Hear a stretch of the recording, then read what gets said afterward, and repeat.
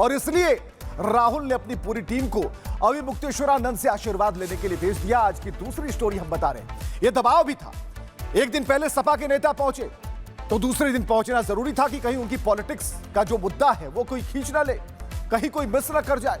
इसलिए उनके UP commander Ajay Rai दौड़े दौड़े अविमुक्तेश्वरानंद के दरवाजे पर पहुंच गए। लेकिन कहानी यही खत्म नहीं होती। जरा देखिएगा, सपा के बाद कांग्रेस पहुंचती है। पूजा पाठ के सहारे खुद को मजबूत दिखा रहे अविमुक्तेश्वरानंद ने इलाहाबाद हाईकोर्ट में अग्रिम जमानत की याचिका दायर कर दी है। यानी आशुतोष ब्रह्मचारी ने साफ कर दिया कि सबूत पक्के हैं और यह खेल 3 से 4 दिन से ज्यादा नहीं चलने वाला। यानी कि उनका कहना है कि अविमुक्तेश्वरानंद का जेल जाना बिल्कुल तय हो चला है और इसी वजह से अविमुक्तेश्वरानंद ने पहले ही जमानत की अर्जी लगा दी। दूसरी तरफ उन्हें कांग्रेस और सपा का राजनीतिक सपोर्ट भी मिलता दिख रहा है। यानी हर कोई अपनी रोटी सेकने की कोशिश में लगा है। तो क्या है यह पूरा मामला, इसकी डिटेल में एक रिपोर्ट आपको दिखाते हैं।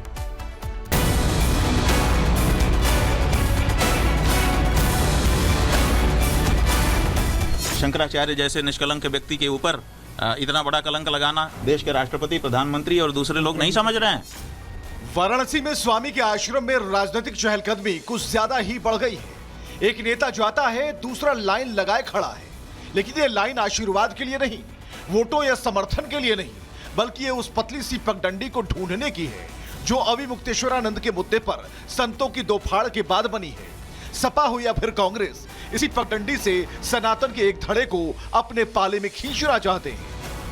पूरी तरीके से ये गलत हो रहा है। भाजपा की सरकार में संतों का अपमान, ब्राह्मणों का अपमान और पूरी तरीके से दबाया जा रहा है कि एक मुखर आवाज जो धर्म की रक्षा करने के लिए धर्म की बात करता है उसको पूरी तरीके से भारतीय जनता पार्टी दबाना।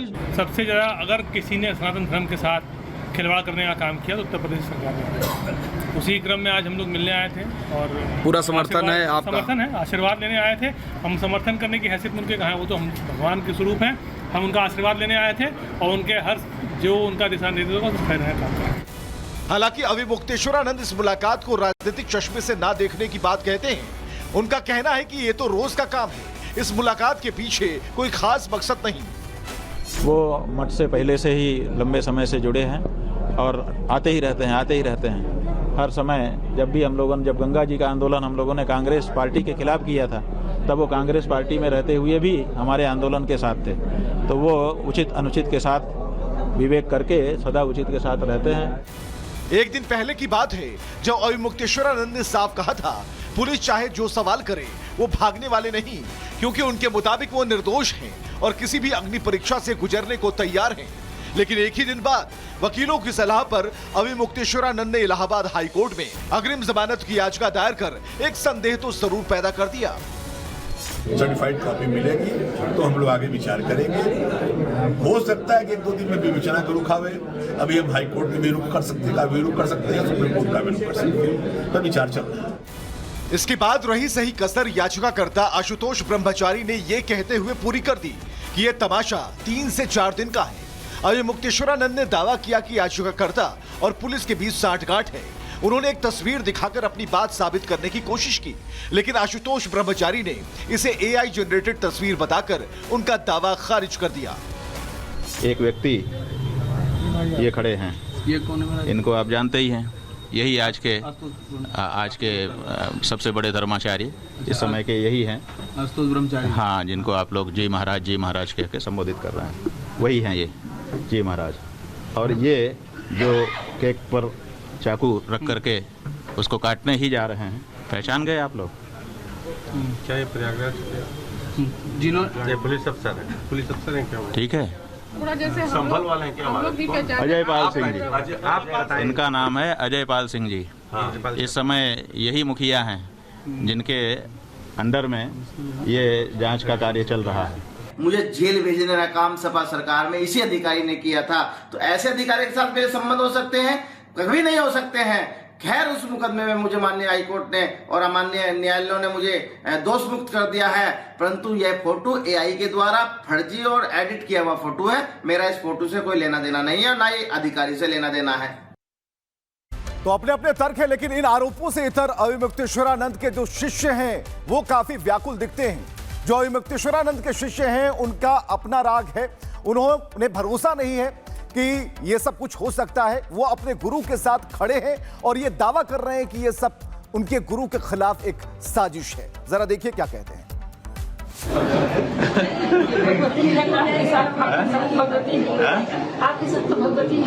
अब ये है कि इनको जी हजूर शंकराचार्य चाहिए सरकारों को, और जो ये चाहें वही बोले, जो ये कहें वही करें।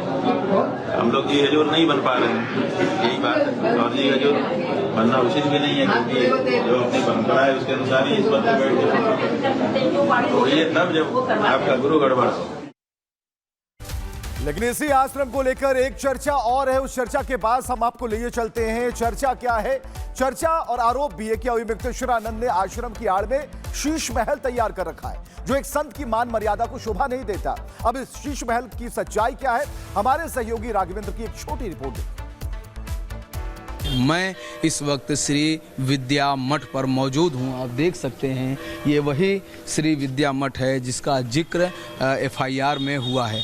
अब हम चलते हैं इसकी सत्यता को देखने, इसको परखते हैं कि आखिर इस मठ में, इस महल में क्या कुछ है। सबसे पहले आप देखेंगे कि यहाँ पर बेसमेंट है। ये आप देख सकते हैं कि देखिए सीढ़ियाँ हैं।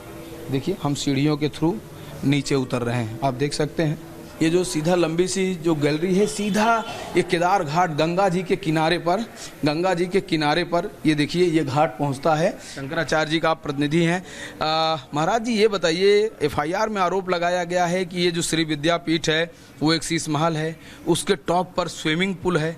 इसकी पूरी सत्यता क्या है? आप कुछ जानकारी हो तो बताएं। आप प्रथम तल से लेकर टॉप तक की पूरी कहानी बताएं कि आखिर वहाँ दिनचर्या क्या है, क्या क्या है। मठ के भीतर जब आप प्रवेश करते हैं तो सीढ़ियां उतर कर आते हैं और उसके दोनों तरफ जो पार्टीशन की खिड़कियां लगी हुई हैं वही शीश महल है। इसके जस्ट ऊपर जब आप जाते हैं तो बच्चों के रहने की व्यवस्था है, जहां बच्चे निवास करते हैं। उसके ऊपर वाले में उनके भोजन की व्यवस्था है और उसके ऊपर जो परम आराध्य शंकराचार्य जी, वर्तमान शंकराचार्य जी के गुरु थे स्वरूपानंद सरस्वती जी, उनका सत्संग हाल था। टॉप पर क्या है जहाँ स्विमिंग पूल की बात कही जा रही है? ये जो ऊपर वाला तल है जिसको हम तीसरी मंजिल कह सकते हैं, उसको जो स्वरूपानंद सरस्वती जी थे उनके पैरों में दिक्कत थी। डॉक्टर का ये कहना था, शरीर भी स्थूल था, कि आप कम से कम 3 किलोमीटर रोज चलें। चल नहीं सकते थे तो उनको वॉकिंग करने के लिए पानी भर कर के उसी में वो आप हिलोरे लेते रहे, चलते रहे, जिससे उनका पैर ठीक रहे। तो स्विमिंग पूल कोई स्विमिंग पूल ऐसा नहीं जैसे स्विमिंग पूल होता है, बड़ा है, उसको मुश्किल से होगा 8-10 फीट का। तो उसी में वो शंकराचार्य जी जाते थे।